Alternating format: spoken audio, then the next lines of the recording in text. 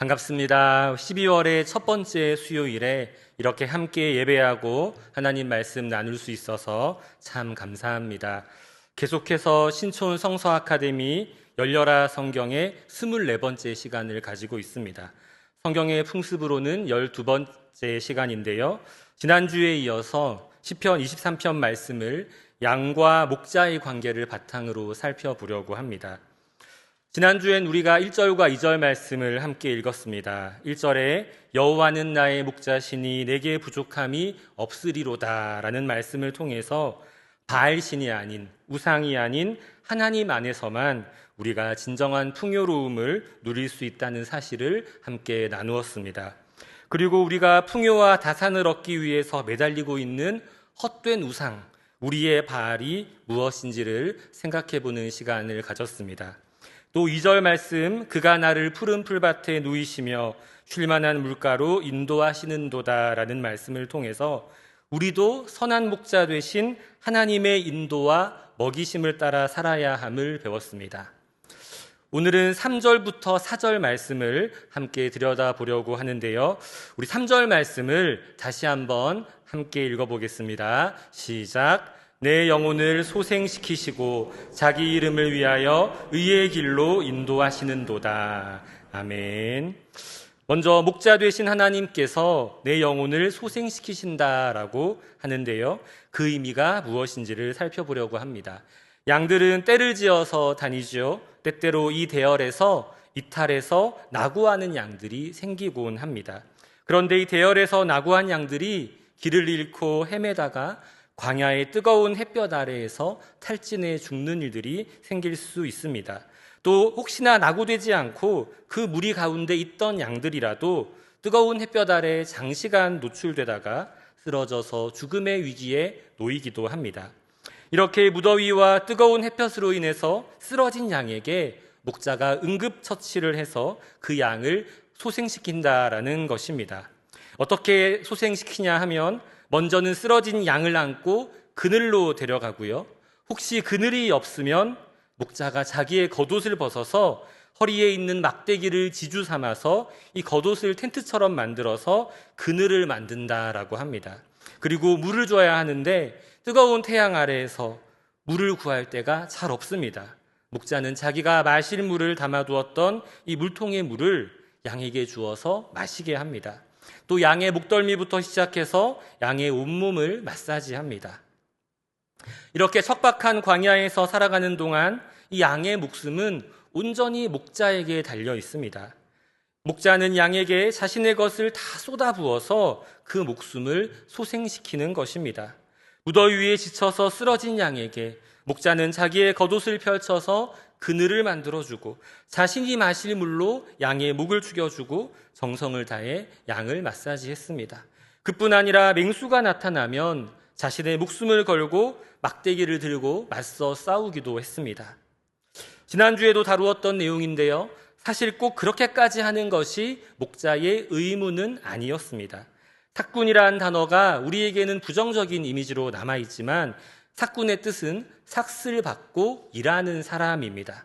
자기 양이 아닌데 삭스를 받고 주인을 대신해서 양을 돌보는 사람이죠. 삭군은 전체 양의 20%까지는 잃어도 전혀 문제가 되지 않았습니다. 이 광야란 곳이 워낙에 척박하고 이런저런 변수가 많다 보니 언제든지 일정 비율의 손실이 생길 수 있음을 양의 주인들이 감안해 주었기 때문입니다. 그러니 삭군들은 자신을 희생하면서까지, 자신의 것을 허비하면서까지, 위험을 감수하면서까지 양들을 챙기거나 보호하지는 않았던 것입니다. 20% 안에서만 양을 잃는다면 충분히 자기가 받은 품삯에 대한 책임을 다한 것이기 때문입니다. 그만큼만 한다고 해도 비난할 사람이 아무도 없는 것입니다. 그런데요, 다윗이 말하는 목자, 선한 목자는 그렇게 행동하지 않습니다. 우리 요한복음 10장 11절과 12절을 함께 읽어보겠습니다. 시작. 나는 선한 목자라. 선한 목자는 양들을 위하여 목숨을 버리거니와 삭군은 목자가 아니요 양도 제 양이 아니라 이리가 오는 것을 보면 양을 버리고 달아나나니 이리가 양을 물어가고 또 해치느니라. 아멘. 선한 목자는 어떤 목자인가요? 죽어가는 양을 소생시키기 위해서 자신의 옷으로 그늘을 만들고 자기 마실 물을 양에게 주고 온 힘을 다해서 양을 마사지했었지요. 그리고 이제 이리와 같은 맹수가 공격을 하면 자기 목숨을 버리면서까지 양들을 보호했다라는 것입니다. 사꾼은 20% 정도까지는 잃어도 된다라고 생각하고 위기 상황에서 양들을 버리고 달아나지만 선한 목자는 자기의 것을 희생하고 목숨까지 버리면서 양을 지키고 보호한다는 것입니다. 이렇듯 선한 목자는 양을 소유한 주인과 같은 책임감과 애정을 가지고 양을 돌보는 것이지요. 우리 마태복음 18장 12절 말씀도 함께 읽어보겠습니다. 시작. 너희 생각에는 어떠하냐? 만일 어떤 사람이 양 100마리가 있는데 그 중에 하나가 길을 잃었으면 그 99마리를 산에 두고 가서 길 잃은 양을 찾지 않겠느냐. 아멘. 양 한 마리 한 마리를 아끼고 그 양에 대한 책임감을 가진 주인은 양 한 마리가 길을 잃으면 그 한 마리를 찾기 위해서 험한 산을 헤매고 목숨의 위협까지 감수합니다. 선한 목자는 이런 주인과 같은 책임감을 가지고 애정을 가지고 양을 돌보는 목자입니다. 그리고 우리 예수님이 바로 그런 의미에서 우리의 선한 목자가 되십니다. 예수님은 우리를 위해서 목숨을 버리시는 분이시지요. 우리를 노리는 맹수, 강도, 악한 사탄 마귀의 위협으로부터 목숨을 걸고 우리를 지키십니다. 작고 연약한 한 사람의 가치를, 작고 연약한 우리의 가치를 하찮게 여기지 않으십니다.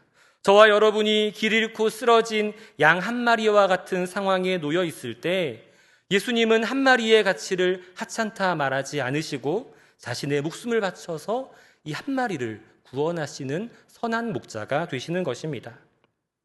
우리 몇 가지 질문을 읽고 한번 생각해 보면 좋겠는데요. 먼저 1번 질문을 함께 읽어보겠습니다. 시작. 나는 사꾼 목자인가 선한 목자인가? 2번 질문도 연결되는 질문이기 때문에 이어서 한번 읽어보겠습니다. 시작.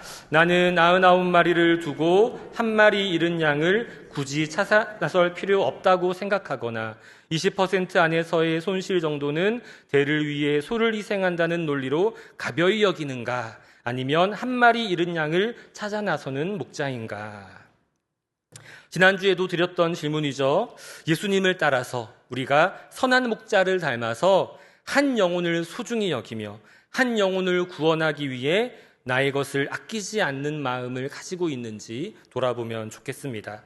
또 우리 교회 공동체는 한 영혼 구원하는 일에 얼마나 관심을 가지고 있는지, 한 영혼을 구원하기 위해서 우리가 가진 것을 아낌없이 드리는 공동체인지, 한 영혼이 길을 잃고 방황한다면 이 일을 심각하고 중요한 일로 여길 수 있는 공동체인지 돌아보면 좋겠습니다.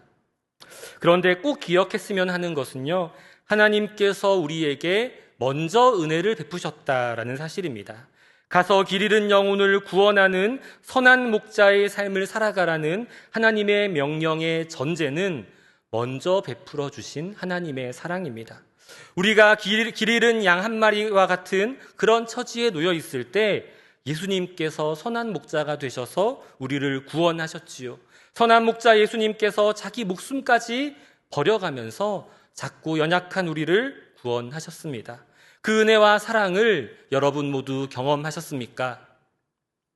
그 은혜와 사랑이 너무 크고 놀라워서 지금도 기뻐하고 감격하고 계십니까? 구원의 기쁘고 놀라운 소식이 단지 과거의 소식이 아니라 지금 여기 나에게 여전히 영향을 끼치고 있는 사건입니까? 그 고백 아래에서만 우리 스스로가 사랑의 빚진 자임을 인정하고 고백할 때에만 우리가 선한 목자 되신 예수님을 자연스럽게 닮아갈 수 있을 것입니다. 우리 세 번째 질문도 함께 읽어보겠습니다. 시작. 오늘 우리의 잃은 양은 누구이며 어디에 있는가? 나는 그들을 어떻게 회복시키고 소생시킬 수 있을까? 내 무엇을 희생하고 투자해야 할까? 처음 두 질문에 이어서 생각해 볼 수 있는 질문이죠. 하나님께서 나에게 맡기신 양이 있다는 것입니다. 하나님께서 우리 한 사람 한 사람을 선한 목자로 부르시고 우리에게 소중한 양을 맡기셨다는 겁니다. 나의 가족일 수도 있고요, 친구일 수도 있고 직장 동료일 수도 있습니다. 또 이미 같은 교회 공동체를 섬기는 성도일 수도 있습니다. 우리에게 맡기신 양 중에는 뜨거운 햇볕에 기진맥진해서 얼른 응급조치를 해주어야 하는 양도 있을 겁니다. 우리가 선한 목자로서 어떻게 하면 사명을 잘 감당할 수 있겠습니까? 죽어가는 양, 회복이 필요하고 목자의 손길이 필요한 양이 있다면 어떻게 그 양을 돌보고 다시 살릴 수 있을까요? 선한 목자는 자신의 외투와 자신의 마실 물을 주고 때로는 목숨까지 바쳐서 양들을 돌보고 살렸습니다. 우리에게도 가진 것이 있지요. 그것을 영혼 구원에, 생명 살리는 일에 아낌없이 사용할 준비가 되어 있으신지요? 우리가 가진 모든 것이 하나님께서 우리에게 허락하신 것이란 그 사실을 믿음으로 고백하시는지요? 그 믿음으로 우리 손에 있는 것을 생명 살리는 일, 영혼 구원하는 일에 사용하고 있는지 오늘 말씀을 통해서 우리가 돌아보면 좋겠습니다. 이제 3절 하반절에 자기 이름을 위하여 의의 길로 인도하신다는 말씀을 조금 더 깊이 묵상해 보고자 합니다. 이 시를 지은 다윗은 이새의 8아들 중에서 막내인데요. 집안의 양을 다 맡아서 치는 일을 감당했습니다. 이것은 아마도 다윗이 아주 뛰어난 목동이었기 때문일 것입니다. 다윗의 양치는 실력은 온 동네에 소문이 났을 것입니다. 자신이 맡은 양을 잘 인도하고 또 맡은 양을 한 마리도 잃지 않는다는 것, 이것이 바로 다윗의 명예였을 겁니다. 이 명예라는 것은 무언가 잘하고 훌륭하다고 인정받는 사람만이 가질 수 있는 것이죠. 그리고 그 명예를 얻은 사람은 그 명예를 지키기 위해서 노력합니다. 다윗은 훌륭한 목자였고 또 한 마리 양도 잃지 않고 양들을 옳은 길로 인도하는 것을 통해서 훌륭한 목자로 칭송받는 일을 기뻐했을 것입니다. 이러한 다윗의 모습이 우리 예수님과 닮아 있습니다.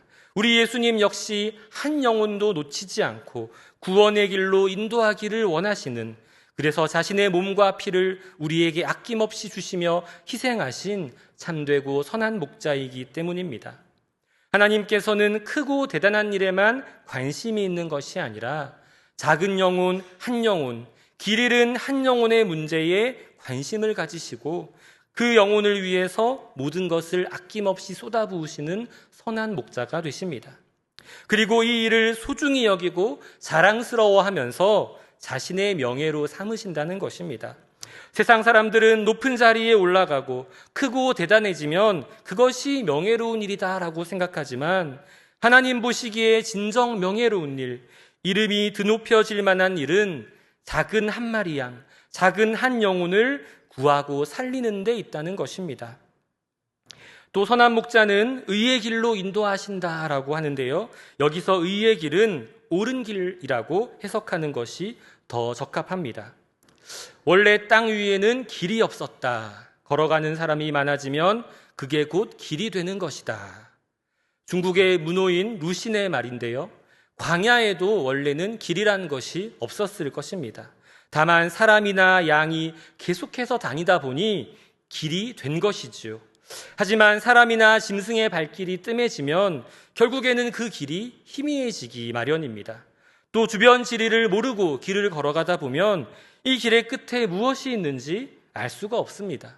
어떤 길은 그 길의 끝에 낭떠러지나 구덩이가 놓여 있을 수 있고요. 또 다른 길은 그 길의 끝에 푸른 풀밭과 쉴만한 물가가 있을 수도 있습니다. 그래서 목자는 양들이 옳고 바른 길 위로 다니도록 인도하는 것이지요. 길이 희미하기 때문에 잘못하면 길 아닌 곳으로 가다가 위험에 처할 수 있기 때문에 또 길이 뚜렷하다 하더라도 그 길의 끝에 위험이 도사리고 있을 수도 있기 때문에 목자는 양들을 적극적으로 의의 길, 옳은 길로 인도하는 것입니다. 우리의 인생은 어떠한지 말씀을 통해서 돌아보면 좋겠습니다. 우리는 목자 되신 예수님의 인도하심을 따라서 살아가고 있는지요?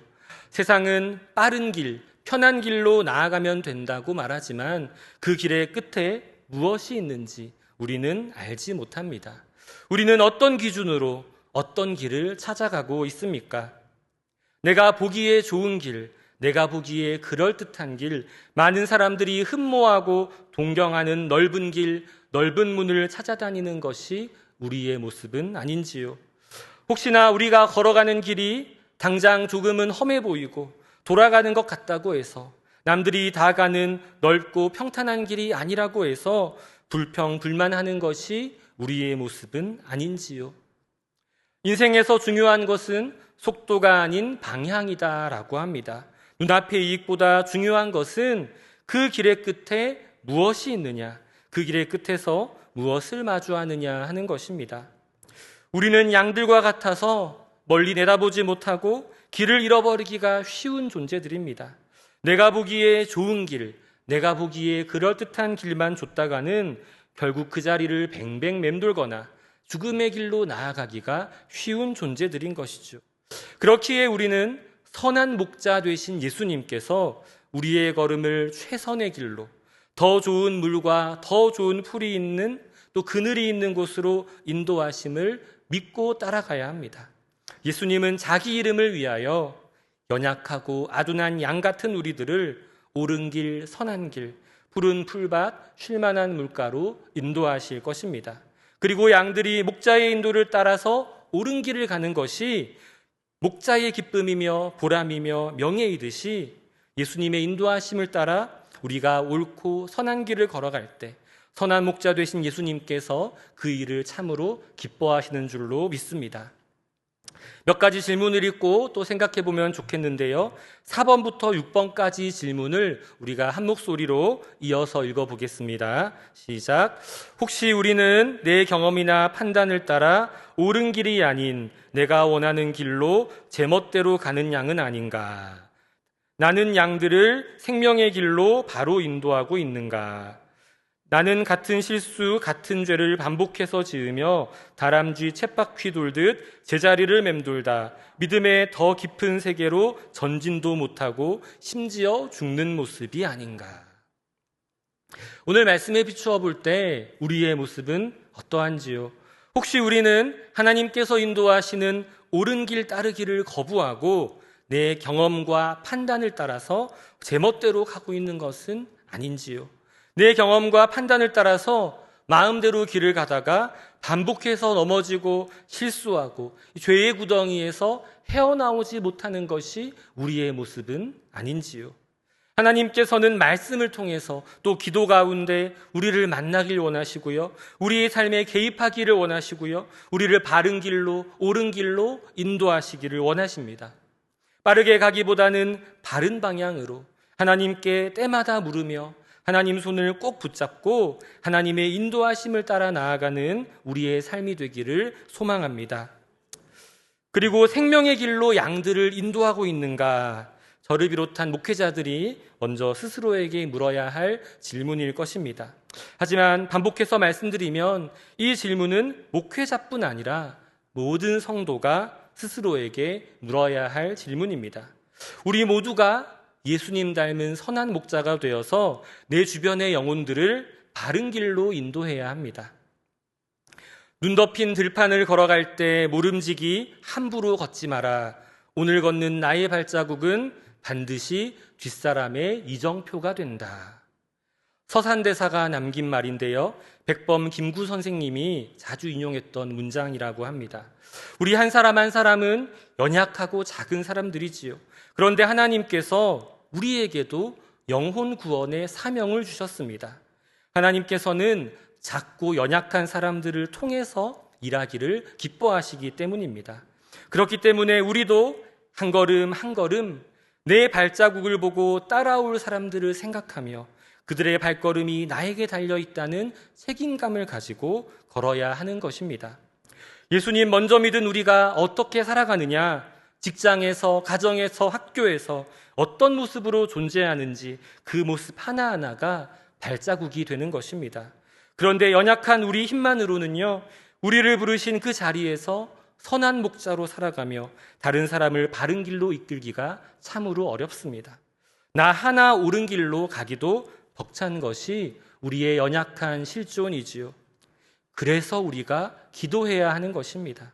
연약한 우리에게 귀한 사명을 맡겨주셨으니 예수님 닮아가기를, 세상에서 빛과 소금이 되어서 예수님 잘 드러내고 가리키는 사명을 감당하게 해달라고 우리가 기도해야 하는 것입니다. 그리고 기도 가운데 연약한 우리를 들어 사용하시는 하나님을 만날 수 있습니다. 그러한 역사가 우리를 부르신 곳, 직장과 가정과 학교에서 일어나기를 간절히 소망합니다. 이제 4절 말씀 함께 살펴보겠습니다. 4절 함께 읽어보겠습니다. 시작. 내가 사망의 음침한 골짜기로 다닐지라도 해를 두려워하지 않을 것은 주께서 나와 함께 하심이라. 주의 지팡이와 막대기가 나를 안위하시나이다. 아멘. 여기서 사망의 음침한 골짜기라는 말이 나온 것은요, 유대 광야가 그만큼 척박하고 위험하다라는 뜻입니다. 이스라엘 민족이 정착한 땅은 가나안의 중앙산지 지역 중에서도 아주 험준한 곳이었습니다. 광야에 위치해 있는 요단 계곡은 아프리카판과 아라비아판이 충돌하는 교차 지점인데요. 그러다 보니 이 지역에는 수많은 단층과 절벽이 있습니다. 깊은 골짜기와 절벽이 무성한 곳이지요. 그런데 유대 광야의 골짜기들이 남북이 아닌 이 동서 방향으로 깊게 파였다고 합니다. 골짜기가 동서로 파여 있으면 이 골짜기 사이에 해가 들지 않는다라고 합니다. 그래서 한낮에도 유대 광야의 골짜기는 음침하고요, 어두운 기운으로 가득합니다. 분명히 정오에 뜨거운 태양이 머리 위에 떠 있는데도 골짜기 안으로 들어가면 빛이 다 사라져 버리는 겁니다. 그래서 다윗이 이곳을 사망의 음침한 골짜기다라고 불렀습니다. 그런데 이런 사망의 음침한 골짜기를 피해서만 다닐 수는 없었다라고 합니다. 왜냐하면 양들을 먹일 수 있는 잔잔한 물가로 가려면 이 골짜기를 통과해야 하기 때문입니다. 물은 높은 곳에서 낮은 곳으로 흐르지요. 물이 잔잔하게 고여 있어서 양들을 먹이기가 좋은 곳은 높은 곳이 아니라 낮은 골짜기 쪽에 형성되어 있기 때문입니다. 그래서 목자와 양이 물을 찾아서 사망의 음침한 골짜기를 지나가야만 했습니다. 그런데 이 골짜기의 좌우 길목에는 동굴들이 많이 있다고 합니다. 이 동굴 안에는요, 한낮의 햇볕을 피하기 위해서 맹수들이 쉬고 있었다라고 합니다. 그러니까 이 사망의 음침한 골짜기는 해가 들지 않고 어두워서 사망의 음침한 골짜기이기도 하지만 여기서 사납고 무서운 맹수들을 만나기 때문에 사망의 음침한 골짜기가 되기도 하는 것이죠. 양들이 혼자서 길이라도 잃고 혼자서 이 골짜기를 지난다면 10중 8구 맹수의 밥이 될 것입니다. 하지만 양들이 해를 두려워하지 않을 수 있는 것은 목자가 양과 함께하기 때문입니다. 선한 목자가 자기 목숨도 아끼지 않고 양들을 보호하기 때문입니다. 선한 목자가 지팡이와 막대기로 보호하기 때문입니다. 우리의 인생 가운데도 사망의 음침한 골짜기와 같은 그런 곳을 지나는 그런 순간들이 있습니다. 빛이 전혀 없이 어둡고 캄캄하고 맹수의 습격이 언제라도 들이닥칠 것 같아서 두려운 시간들이 우리에게도 찾아옵니다. 하지만 중요한 것은요, 어디에 있느냐가 아니라 누구와 함께 있느냐 하는 것입니다. 찬송가 440장 1절 가사를 잘 아실 것입니다. 어디든지 예수 나를 이끌면 어디든지 예수 함께 가려네. 예수 함께 아니 가면 낙 없고 예수님과 동행하면 겁 없네. 어디를 가든지 겁낼 것 없네. 어디든지 예수 함께 가려네. 우리가 빛 가운데 있든지 어둠 속에 있든지 초막이나 궁궐이나 예수님이 함께 하시면 그 어디나 하늘나라가 될 수 있는 줄로 믿습니다. 당장 지금 위치한 곳이 그럴듯하고 좋아 보여도 예수님이 없으면 아무 의미가 없고요. 혹시 지금 처해 있는 상황이 어렵고 힘들어서 사망의 음침한 골짜기와 같다 할지라도 예수님이 함께 하시면, 예수님이 우리를 인도하고 계시면 우리는 겁낼 것이 없다는 것입니다. 이어지는 4절 하반절 말씀도 살펴보겠습니다. 주의 지팡이와 막대기가 나를 안위하시나이다 라고 하는데요. 여기서 안위라는 말은 몸을 편안하게 하고 마음을 위로하다라는 뜻을 가지고 있습니다. 목자가 지팡이와 막대기를 어떻게 적절하게 사용해서 양들을 안위하는 것일까요? 여기서 등장하는 지팡이와 막대기는 얼핏 들으면 비슷한 물건 같지만 각자의 기능과 역할이 구분되어 있다고 합니다. 먼저 지팡이는 올리브 나무의 뿌리에서 나온 가지로 만드는데요. 길이가 무척 길다고 합니다. 그리고 이 지팡이는 목자가 양들을 인도할 때 사용되었습니다. 혹시나 양이 위험한 곳으로 빠지려고 하면 이 긴 지팡이를 뻗어서 양들을 안전한 곳으로 옮기기도 했고요. 물가에 가서 물의 깊이를 잴 때도 긴 지팡이를 물에 담궈서 물의 깊이를 쟀다고 합니다. 반면에 막대기는 올리브 나무의 줄기로 만든 것입니다. 길이도 지팡이보다 짧습니다. 그런데 한쪽 끝이 두텁고 무거웠다고 합니다. 목자가 이 막대기를 허리에 차고 다니면서 사자와 곰 같은 맹수가 나타나면 이 막대기로 맹수들을 물리쳤다라고 합니다. 이렇게 지팡이와 막대기는 각각 다른 용도로 양들을 인도하면서 보호하는 일에 사용된 도구들이라고 합니다. 이렇듯 양들이 사망의 음침한 골짜기로 다닐지라도 하나님께서 인도하시면 두려울 것이 없습니다.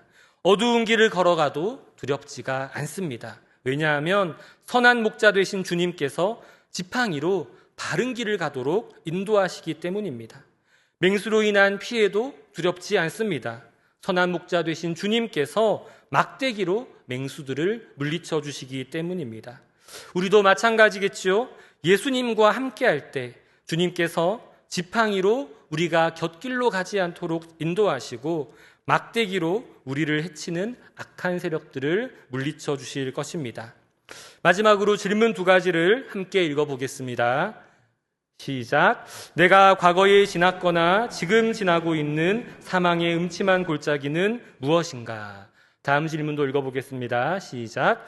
하나님이 지팡이로 인도하시고 막대기로 지켜주신 체험이 있는가?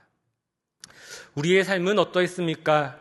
우리의 지난 삶 가운데 아니면 지금 우리의 삶에 사망의 음침한 골짜기가 있지는 않는지요?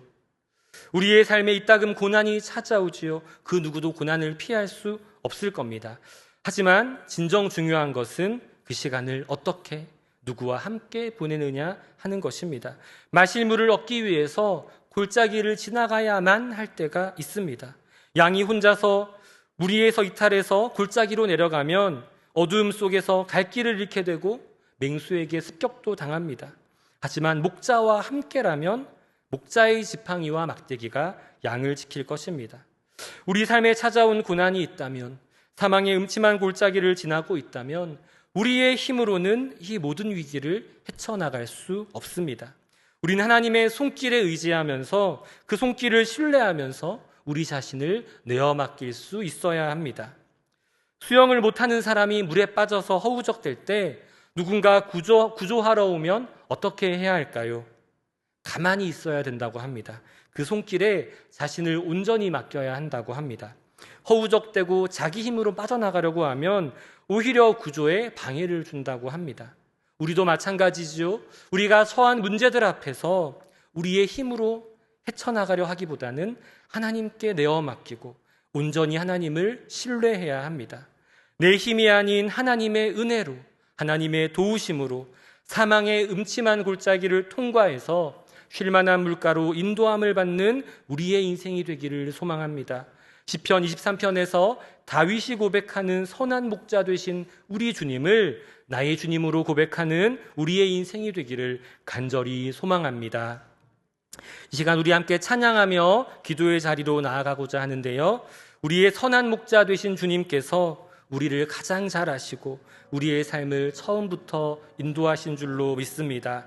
내 이름, 내 생각, 내 모든 것을 잘 아시는 우리 주님의 손에 붙들린 우리의 인생이 되기를